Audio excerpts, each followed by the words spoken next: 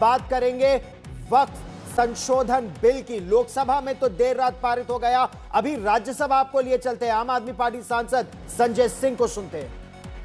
Sir, आप मेरी बात नहीं आ रही सर मेरी बात नहीं आ रही। 2020 में मान्यवर इस भारत की सरकार ने, मोदी जी की सरकार ने शपथ पत्र दिया सुप्रीम कोर्ट में। से क्या लिखा हुआ है? 99% वक्फ की संपत्तियां डिजिटाइज हो चुकी हैं। मुख्तार अब्बास नकवी साहब आपके मंत्री थे, उनका बयान है 100% वक्फ की संपत्तियां डिजिटाइज हो चुकी हैं। तो जब आप सारी संपत्तियां डिजिटाइज कर चुके हैं, सब कुछ ऑनलाइन कर चुके हैं वामसी पोर्टल में, सारे कागजात जांच चुके हैं, तो क्या आप फसाद कराने के लिए फिर से कागज मांग रहे हैं? फसाद कराने के लिए आप फसाद कराने के लिए कागज मांग रहे हैं?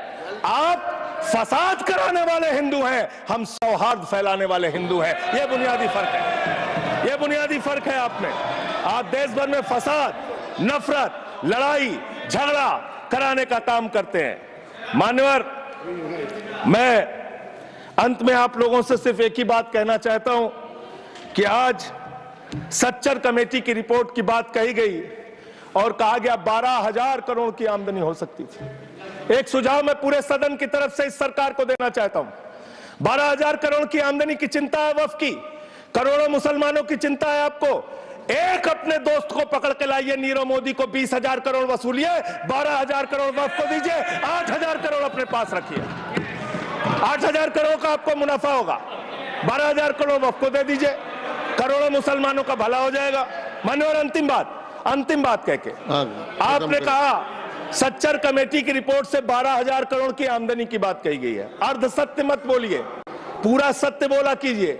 सुविधाजनक सत्य मत बोलिए, पूरा सच बोला कीजिए। मंत्री जी, इसमें लिखा हुआ है सच्चर कमेटी की रिपोर्ट में कि भारत की सरकार ने, राज्यों की सरकार ने अलग अलग राज्यों में, अलग अलग जगहों पे 365 वक्फ की संपत्तियां कब्जा कर रखी हैं।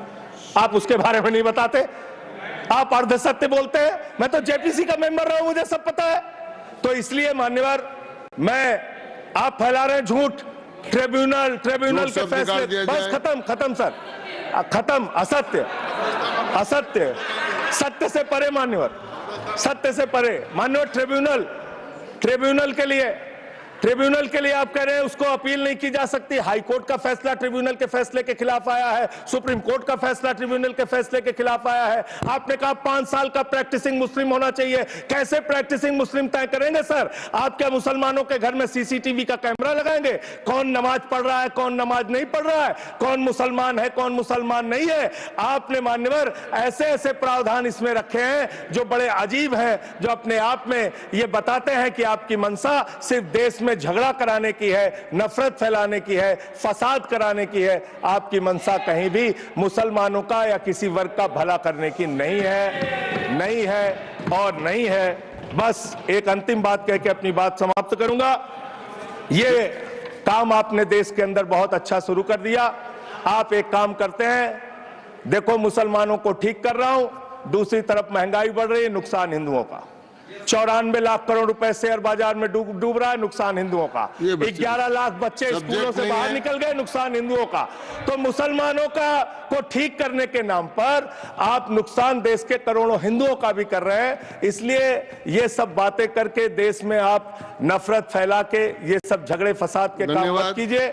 और अंत में आपसे एक ही बात कहना चाहता हूं, अभी भी वो मौका है इस बिल को जो गैर संवैधानिक है, जो बाबा साहब के संविधान के खिलाफ है, इसको वापस लीजिए। धन्यवाद।